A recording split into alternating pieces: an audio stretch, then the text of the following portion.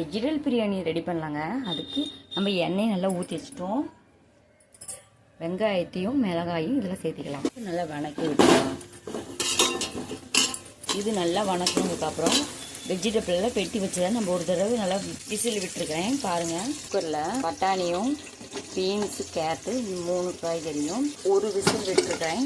பட்டாணியும் பீன்ஸும் கேரட்டும் வெந்துருச்சு. இதை நம்ம வச்சு பிரியாணி செஞ்சிடலாங்க. வெஜிடபிள் பிரியாணி நல்லா பொன்னிறமாக வறுத்ததுக்கப்புறம் பட்டை கிராம அரைச்சதை இதில் சேர்த்திக்கலாம்.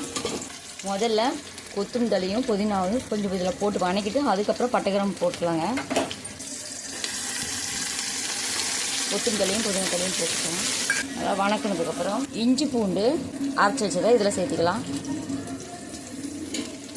பட்டை கிராமு சீரக மிளகு அன்னாச்சி பூவு எல்லாத்தையும் பவுடர் பண்ணதை இதில் சேர்த்திக்கலாம். நல்லா வணக்கினதுக்கப்புறம் தக்காளி இதில் சேர்த்திக்கலாம்.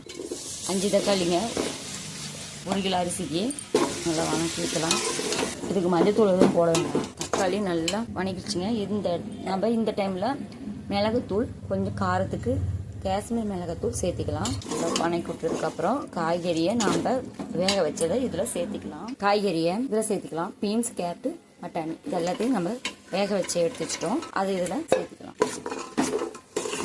தேவையான அளவு கொஞ்சம் நம்ம உப்பு ஏற்கனவே காய் வேகும் போது கொஞ்சம் உப்பு போட்டிருக்கோம். அதனால் இந்த உப்பு போதும். புதினாவும் கொத்தமல்லியும் நல்லா கொஞ்சம் போறன்னு மிக்சியில் அரைச்சி வச்சுருக்கேங்க. அதையும் நம்ம சேர்த்துக்கலாம். தயிர் ஒரு கப் அளவுக்கு இதில் சேர்த்திக்கலாம். எல்லாத்தையும் கொஞ்சம் நல்லா வணக்கி விட்டுலாம். இதில் எலுமிச்சை சாறு ஒரு அரைப்பழம் சேர்த்திக்கலாம். அந்த காய் பிரியாணிக்கு தகுந்த மாதிரி நம்ம தண்ணியெலாம் அளந்து வச்சிட்டோம். இப்போ திறந்து பார்த்துடலாம். ஓப்பன் பண்ணி பார்க்கலாம். கொதி வந்துருச்சாங்க. கொதி வந்துருச்சு. தேவையான அளவுக்கு நம்ம தண்ணி வச்சிட்டோம். 1 கிலோ அரிசியை இதெல்லாம் நம்ம சேர்த்திக்கலாம்.